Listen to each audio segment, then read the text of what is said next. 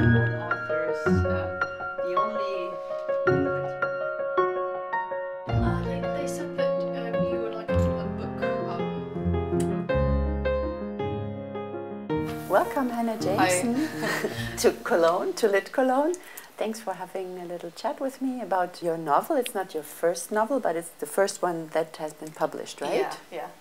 Yeah, and you're very lucky. You're a very young author, and your book has been published, and it has also been translated. Do you feel honored? Yeah, yeah. It's weird. Like, if you'd have talked to me at 18, I would have been. I was a lot more blasé and flippant about it at 18. I was outraged that I wasn't published at 18. I thought I was the best writer of all time, and I was like, how can I not be published? God, it's amazing.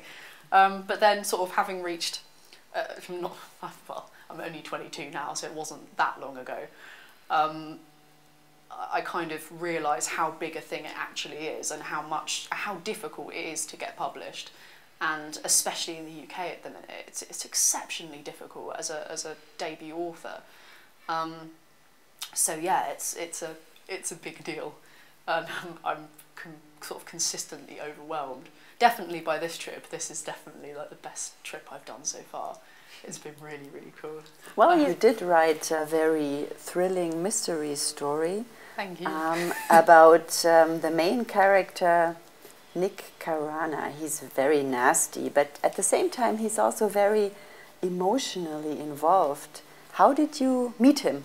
Where did you meet him? I kind of through lots of different things, really, because I base a lot of my characters on people that I meet in everyday life, and I kind of pick and choose characteristics from people, and then the rest of the character kind of comes out in the telling of their story.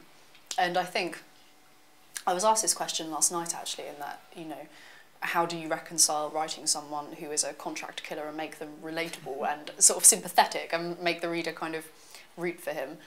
And I think it's because Nick's, like, even though his job is very far removed from what anyone in the, well, I hope it would be far removed from what anyone in the audience would have experienced, his problems are very human and quite universal in that he's quite an alienated individual, and I get the impression he's very lonely and he's sort of looking for a direction in life that he feels like he's lost.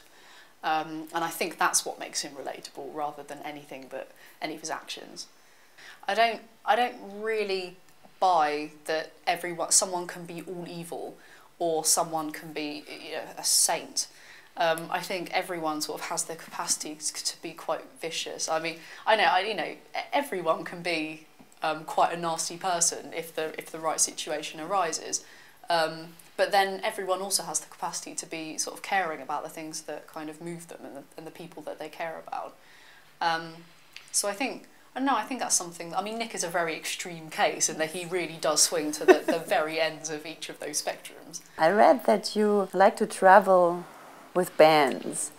What fascinates you about music and about this way of traveling?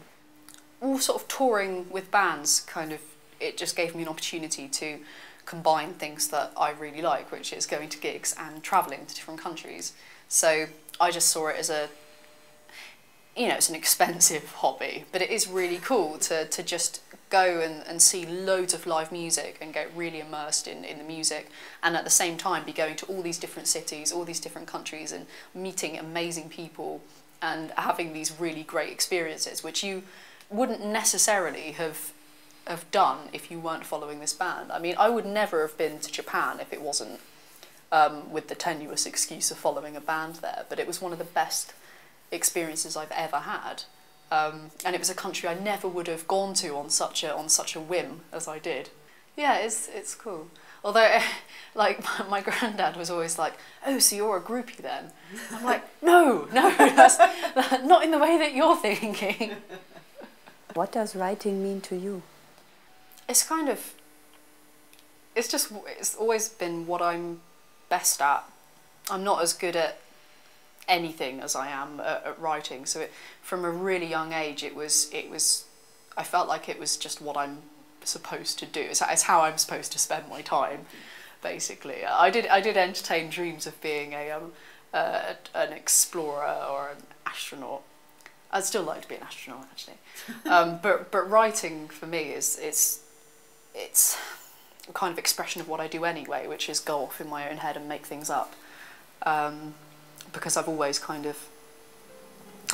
through life kind of just going off into my own little world. And yeah, that's writing for me.